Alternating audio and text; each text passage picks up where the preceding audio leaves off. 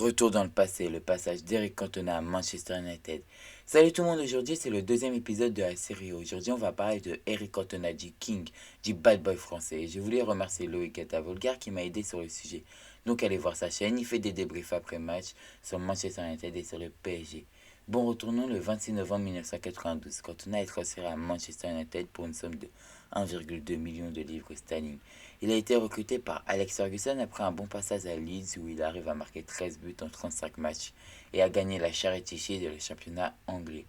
Le jour de ce transfert, le président de Leeds appelle celui des Red Devils qui lui passa à Alex Ferguson. Le président de Leeds demanda d'acheter Dennis Irwin. Alex Ferguson refusa, puis le président de Leeds demanda à Alex s'il y a un joueur de son effectif qui l'intéresse. Et Ferguson répondit oui, Eric Cantona. Et une heure après, l'accord était conclu. La naissance du King 1992 à 1995.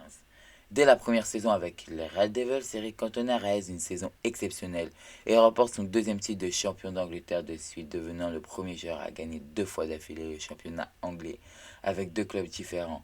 Il permet ainsi à Manchester United de remporter son premier titre depuis 26 ans. Pour Ryan Giggs, quand il était sur le terrain, même les choses les plus difficiles paraissaient faciles. Puis Manchester United poursuit sa domination sur le championnat anglais la saison suivante avec un doublé, championnat coupe, la routine pour Cantona. Il enchaîne plusieurs saisons exceptionnelles du côté d'Old Trafford, gagnant le cœur des fans mancuniens et surtout des titres, 4 fois champion d'Angleterre et 2 fois vainqueur de la coupe. Celui qui n'était que le franchi à ses débuts en Angleterre devient alors Eric the King. Eric Cantona devient alors une véritable star en Angleterre où ses exploits sur le terrain effacent tous ses déboires passés. Il est élu à deux reprises meilleur joueur de l'année du championnat anglais. Cantona participe au développement de Manchester United. Les maillots floqués au nom du joueur se vendent par centaines. Une chanson est même créée à sa gloire. Et encore aujourd'hui, cette chanson est interprétée lors des rencontres effectuées par Manchester United. Enfin, Cantona gagne rapidement son surnom désormais indissociable de sa personne, Eric the King ou encore King Eric. Lors de ses trois premières saisons du côté de Manchester United, Cantona arrive troisième du Ballon d'Or derrière Denis Bergkamp et Roberto Barrio. Cantona a aussi plusieurs fois exprimé son fort caractère de son côté bad boy en octobre 1993 à la fin du match contre Galatasaray en Ligue des Champions, qui voit son équipe éliminée. Il s'en prend avec véhémence à l'arbitre du match et se fait sanctionner de 4 matchs de suspension. En mars 1994, il piétine John McCourt, un joueur de Swindon, et prend 3 matchs de suspension qui se transforment en 5 matchs à la suite d'une nouvelle expulsion contre Arsenal quelques jours plus tard. Scandale en 1995. L'histoire d'amour entre Cantona et l'Angleterre est pourtant bien proche de se finir prématurément. Le 25 janvier 1995, les télévisions passent en boucle son fameux coup de pied contre un spectateur de Crystal Palace qui lui a lancé des insultes xénophobes après une expulsion. L'affaire fait évidemment grand bruit et contribue à renforcer la légende du joueur. Ses détracteurs y voient le coup de sang de trop, ses admirateurs louent au contraire sa personnalité unique.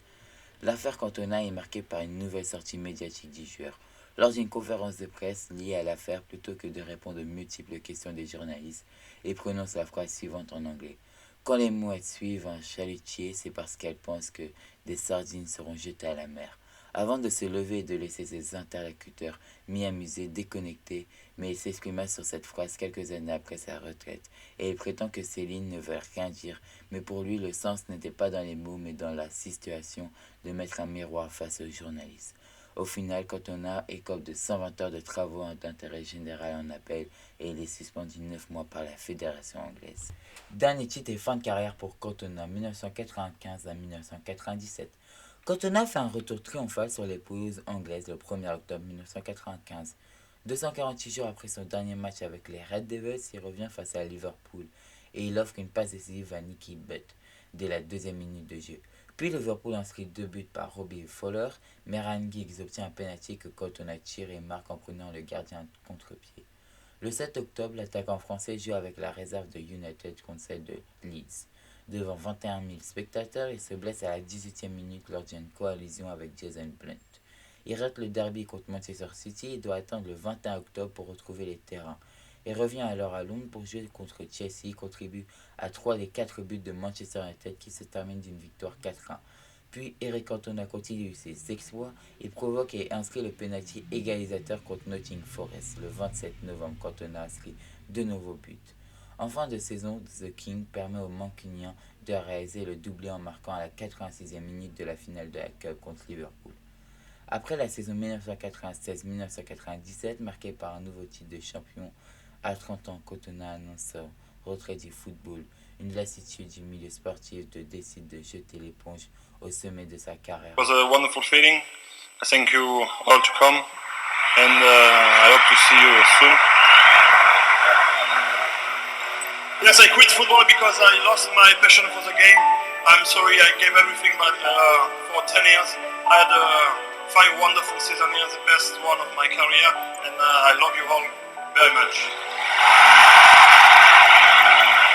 Thank you very much.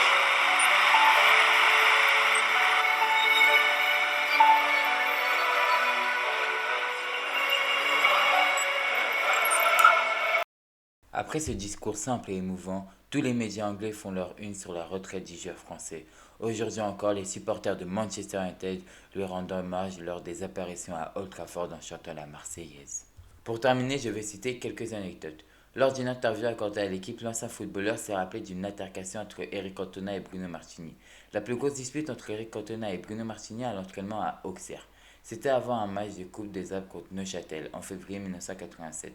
Le terrain était enneigé et Giroud a demandé aux deux joueurs de le balayer. Martini jugeait que ce n'était pas à lui de le faire. Cantona n'a pas trouvé ça normal et le coup de tête est parti.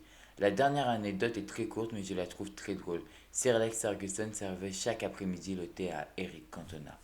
Eric Cantona, c'était de nombreuses feintes, des accélérations brutales qui laissent sur place ses adversaires. Il était à la fois un buteur et un passeur décisif, toujours à la recherche du geste juste et efficace. Il avait toujours le buste et manteau haut, crâne rasé et col de maillot relevé.